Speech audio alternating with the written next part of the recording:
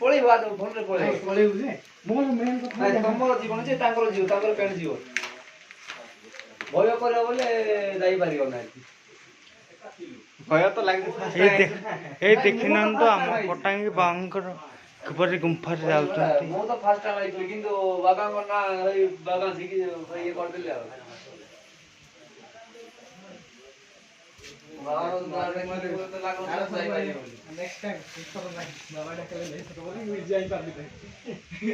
ତମେ ଚେଷ୍ଟା କର ଯାଅ ଚେଷ୍ଟା କଲେ ମୁଁ ବଜେଟ୍ ଯାଇ ହବ ଯେ ପ୍ୟାଣ୍ଟଟା ପୁରା ଟାଇଟ୍ ହେଇଯାଉଛି ୟାଙ୍କର ଟିକେ ଇଏ ଅଛି ନା ଅସିନା ପ୍ୟାଣ୍ଟଟା ପୁଣି ଟାଇଟ୍ ହେଇଯାଉଛି ଭାଇ ଡାକିଦିଅ ଭୋଗ ଲାଗିବ ତ ଡାକିଦିଅ ଭୋଗ ଲାଗିବ ହଁ ପଳେଇ ଆସ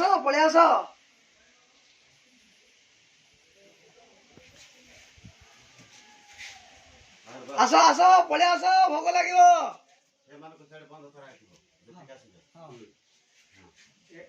ଯିଏ ଜଣେ ଏକା ପୂଜା ରହିଥିବେ ତାପରେ ସମସ୍ତେ ବାହାରି ଆସନ୍ତୁ ତାପରେ ଭୋଗ ଆଣିକି ଖାଇବେ ଲଗେଇବେ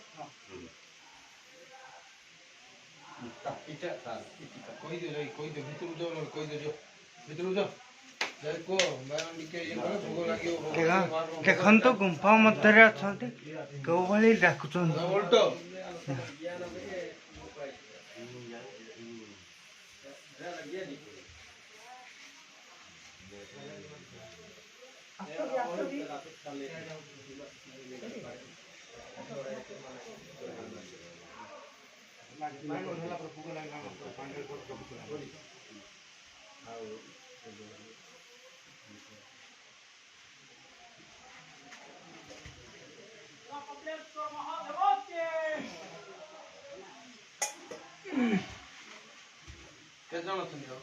ଅଛନ୍ତି ଆମ ପିଲା ଦୁଇଟା ଭାବିଲେ ଆମେ ଗୋଟେ ରୋଷେଇ କରୁ ଜାଣିଛୁ ନା ସିଆଡ଼େ ଆମେ ସବୁ ଆସିକି ଜଗିଛନ୍ତି ଆମେ ଛାଡ଼ି ରୋଷେଇ କରୁଛୁ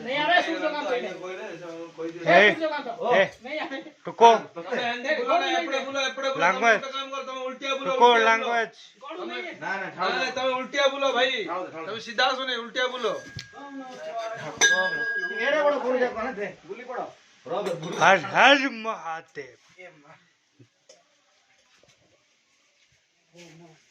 जिंदे तो सिंधे ठिया हो सिंधे का सो गोड़ गाड़ी उल्टो नहीं समझेगा समझे सो उल्टी की आई थी आइला पड़ी वाला पड़े ना उल्टी का सुन राइट गोड़ दे दो राम हाँ ठीक बाबा बाबा बाबा ये मंदिर केବେठाରୁ ଆପଣ ଜାଣିପାରିଲେ ଏଟା 2001 ଜାଣିପାରିଲୁ ଆଜ୍ଞା ଏ ମନ୍ଦିରଟା 2001 ଜଣା ପଡ଼ିଛି କିନ୍ତୁ ଏ ମନ୍ଦିର କିନ୍ତୁ ଆଗରୁ ଅଛି କିନ୍ତୁ କେହି ମଧ୍ୟ ଜାଣୁନଥିଲେ ସ୍ୱପ୍ନାଦେଶ ହେଲା ନା ହଁ ଏଟା ଭାଗବତ ପାଠ କରିକି ଭକ୍ତ ନିଜେ ହେଇକି ଗୋଟେ ଜାଗାରେ ତପସ୍ୟା କରୁଥିଲେ ସେ ଜାଗାରେ ଭଗବାନ କହିଲେ ଯେ ଏଠି ତପସ୍ୟା କଲେ କ'ଣ ମିଳିବ ସିଧା କଟାଙ୍ଗୀ ଯାଅ କଟାଙ୍ଗୀରେ ଅନ୍ନଭୋଗ ଫୁଟିବ ସେଠି ରହିଲେ ସବୁ ଠିକ୍ ହେବ ବୋଲିକିରି ବାବାଙ୍କୁ ଆଦେଶ ଦେଲେ ସେ ଆଦେଶରେ ଆସି ପୂଜାବିଧି ଆରମ୍ଭ କରାଗଲା ହେଲେ କୋଉ ଭଗବାନ ଏଇଠି ଅଛନ୍ତି ଆଜ୍ଞା କୋଉ ଭଗବାନ କୋଉ ମହାଦେବ ଏଇଟା କଟାଙ୍ଗ କପିଳେଶ୍ୱର ବାବା କପିଳେଶ୍ୱର ବାବାଙ୍କର ଧାମକୁ ଦେଖନ୍ତୁ ଏଇ ଦେଖନ୍ତୁ ଭିତରେ ବାହାରୁଛନ୍ତି ରାମ ରାମ ରାମ ହରି ଓମ୍ ଏଇ ଭିତରେ ଯାଇକି ରାଇଟ୍ ଗୋଡ଼ ଦିଅ ଭଗବାନଙ୍କୁ ପଚରା କରିବା ଏତେ ଗୋଟେ ଭଗବାନ ଏହାକୁ ପଚରା କରିବାଟା ଆମର ଭୁଲ ଜଗନ୍ନାଥ ହଁ ଯେମିତି ଆସିବ ହଁ ରାଇଟ୍ ଯେମିତି ଯାଇଥିବ ସେମିତି ଆଇଲେ ଠିକ୍ ହେବ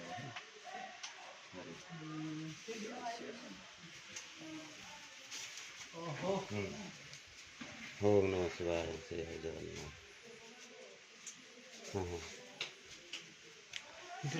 ଦେଖନ୍ତୁ କୋଉ ଭଳି ଗୁମ୍ଫା ମଧ୍ୟରୁ ବାହାରୁଛନ୍ତି ଏଭଳି ଗୁମ୍ଫା ମଧ୍ୟରେ ଯିବାକୁ ପଡ଼ିବ